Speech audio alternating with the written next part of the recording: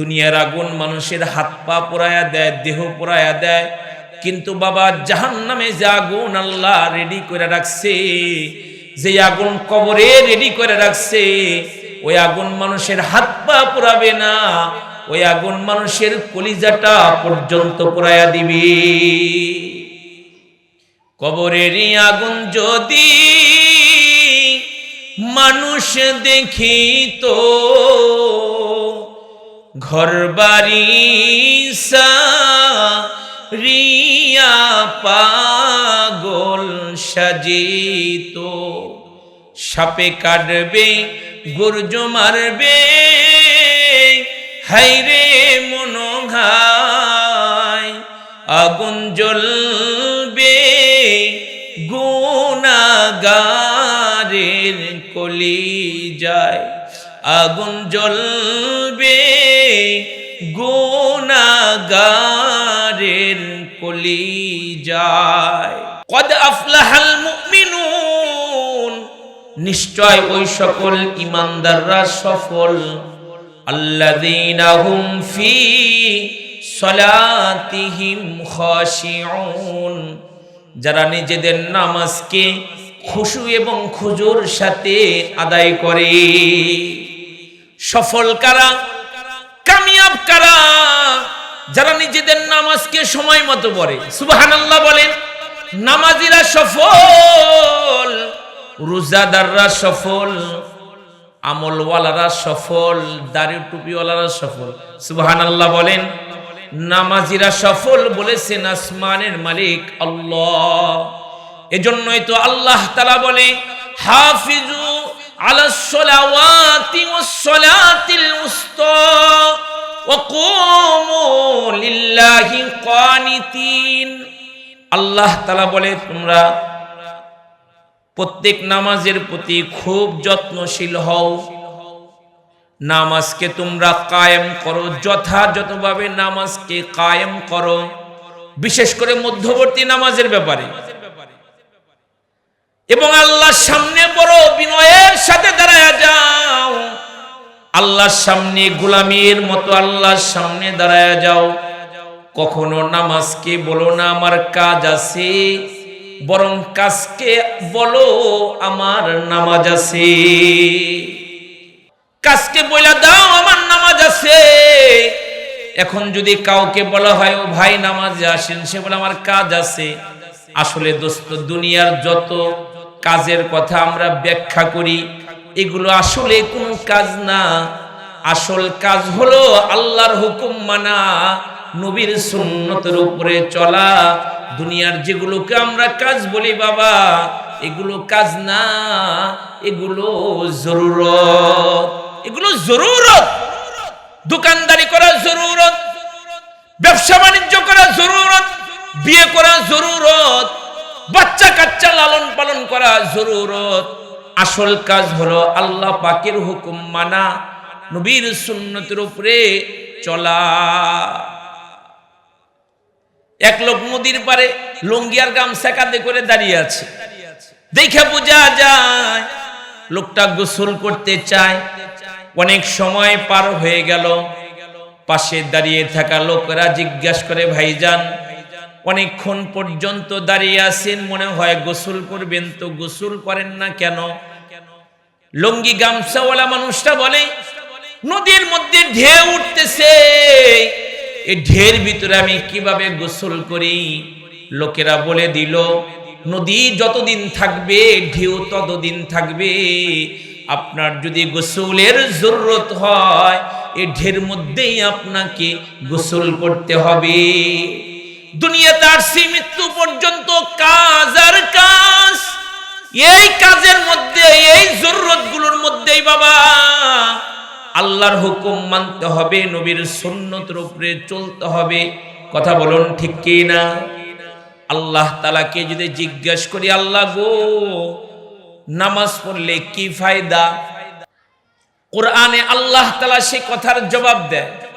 এই দুনিয়ার মানুষেরা শুনো, ইন্নাস সালাতা তানহা আনিল ফাহশাই ওয়াল মুনকার ওয়ালাযিকরুল্লাহি আকবার ওয়াল্লাহু ইয়ালামু মা তাসনাউন।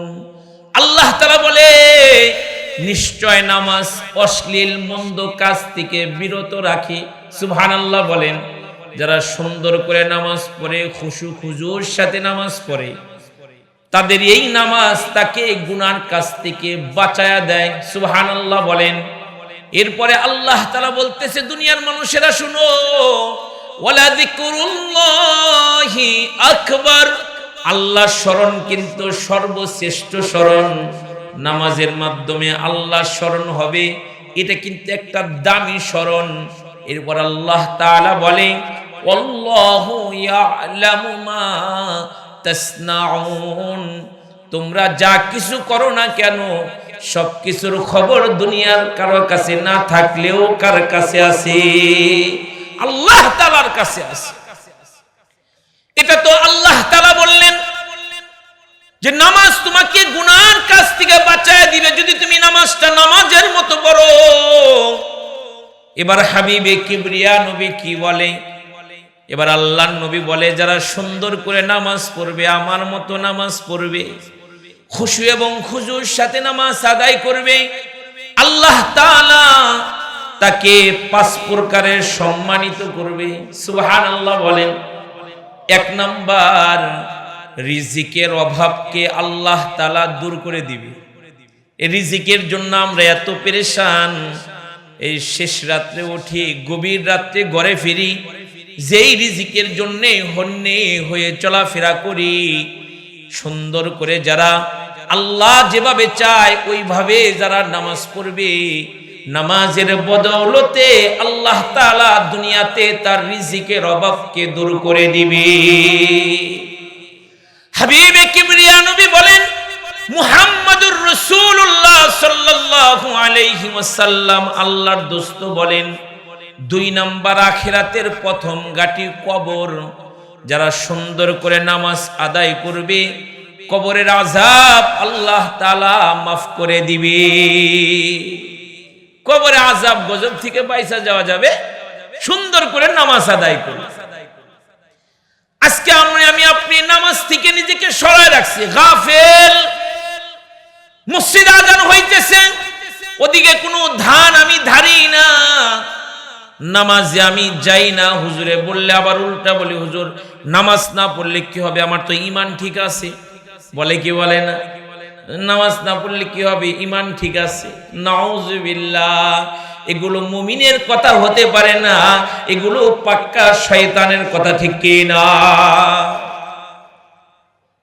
আমার ভাইরা, আমার বাবাজিরা, পর্দার আলের মা বোনেরা, হাবিবে কিবরিয়া নবী বলে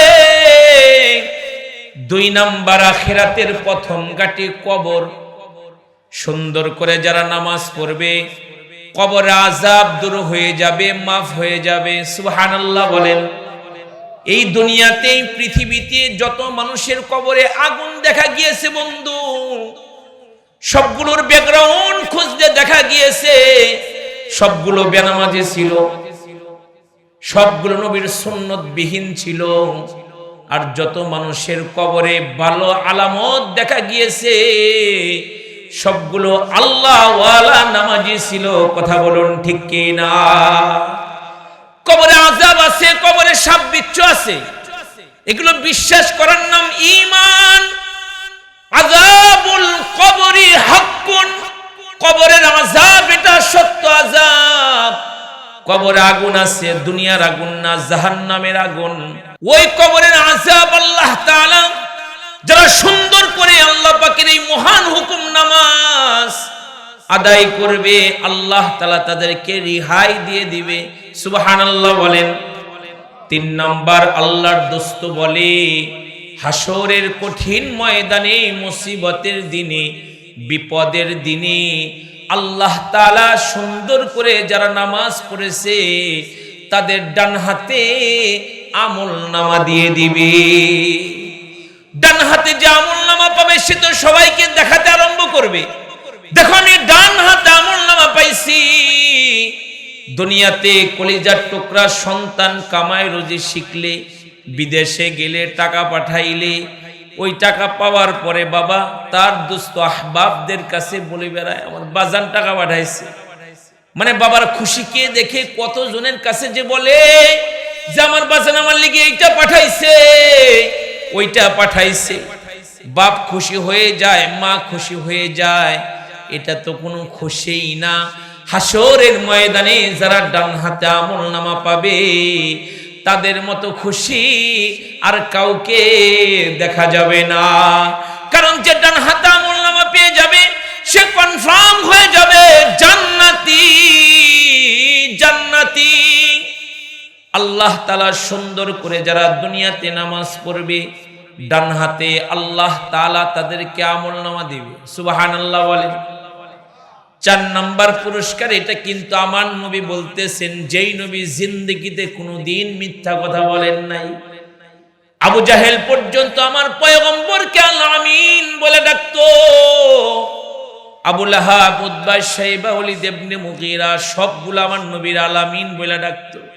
সত্যবাদী বিশ্বাসী বলে আমার পয়গম্বরকে ডাকাডাকি করত। ওই নবী বলে হাসরের কঠিন ময়দানে একটা রাস্তা হবে, ব্রিজ হবে, যেটা পাড়ি দিয়ে খোদার জান্নাত দখল করতে হবে। ওই রাস্তার নিচে, ওই ব্রিজের নিচে জাহান্নামের আগুন দাও দাও করে জ্বলতে থাকবে। সরকারে দু আলম নবী বলেন, যারা সুন্দর করে আল্লাহ পাকের হুকুম অনুযায়ী পয়গম্বরের মতো সুন্দর করে নামাজ পড়বে, ওই ব্রিজ ওদিন আসানের সাথে বিদ্যুতের ন্যায় পাড়ি দিয়ে খোদার জান্নাতে চলে যাবে। সুবহানাল্লাহ বলেন।